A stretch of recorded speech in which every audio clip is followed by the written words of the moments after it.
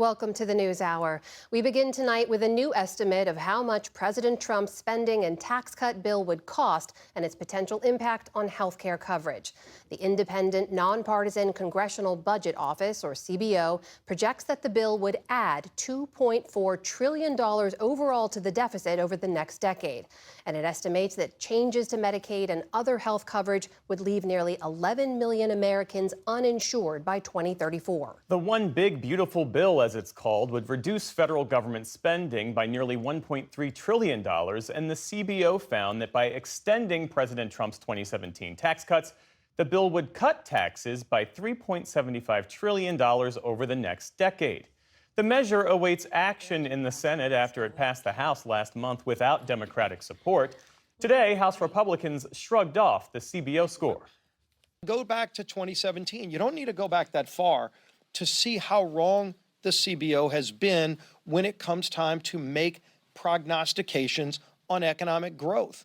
They've always been wrong, and they've always ignored what tax cuts will do to grow the American economy. Senate Democratic leadership, meanwhile, said there would be real-world consequences to people's health care. People will fall through the cracks and get phased out of coverage in the coming years. Death by 1,000 paper cuts. The CBO also released a separate analysis today about the impact of President Trump's tariffs. It projects current tariff policies would reduce the federal deficit by $2.8 trillion over the next decade, while also raising inflation and shrinking the size of the economy. That deficit savings is a bit more than the big spending and tax cut bill would cost. It comes as President Trump issued new tariffs on steel and aluminum overnight, doubling them from 25% to 50%. For more, we're joined by Babak Hafezi. He's an adjunct professor at American University's Kogod School of Business and CEO of Hafezi Capital. That's an international consulting firm. So President Trump announced these sweeping tariffs last week during a visit to Pittsburgh, catching a lot of people off guard. Help us understand the administration's rationale. Why move forward with this right now? They're in the middle of negotiations, so this could be an item to bring through the negotiations process.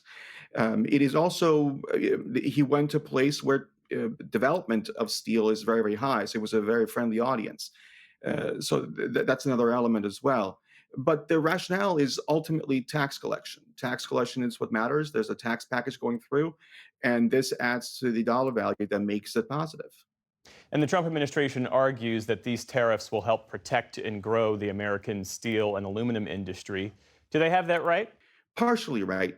They will produce a certain level of jobs, but ultimately they make American companies uncompetitive globally. The price of American steel is the highest in the developing world, and ultimately we are not competitive. So for the domestic market, yes, we will own the domestic market, but beyond that, American corporations will have to buy corporations abroad to sell globally. It also creates a lot of a certain level of imbalances within the American economy, allowing inefficient businesses to be afloat for a longer period of time. And so what does a 50% tariff on steel and aluminum, what does that mean for our trading partners? Number one, it makes them very angry. They're not very, very happy about this. They're going to have retaliations, and they're trying to figure out a way to circumvent this. And most organizations will find ways to circumvent this. That's what they have done in the past.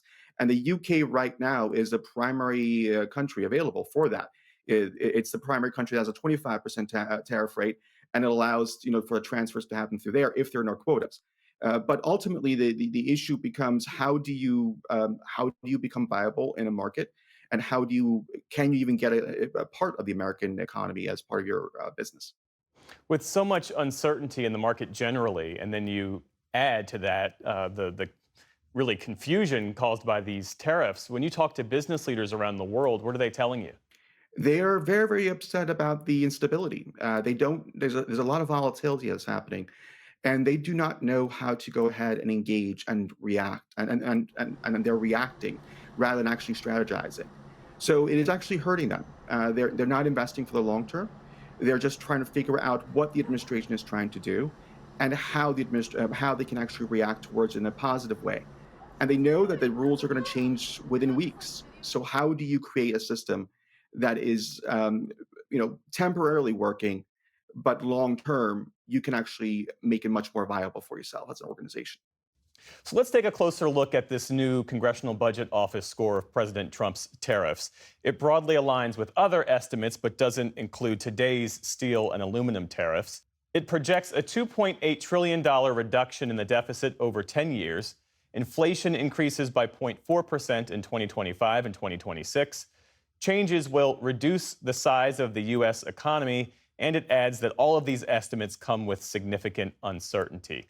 What picture does all of this paint of the economy and the impact of these tariffs? Most of the analysis was done based on current market trends. But obviously, when you have tariffs of 50%, 25%, and currently we're living in a tariff phase where it's about an average of 15.8% tariffs.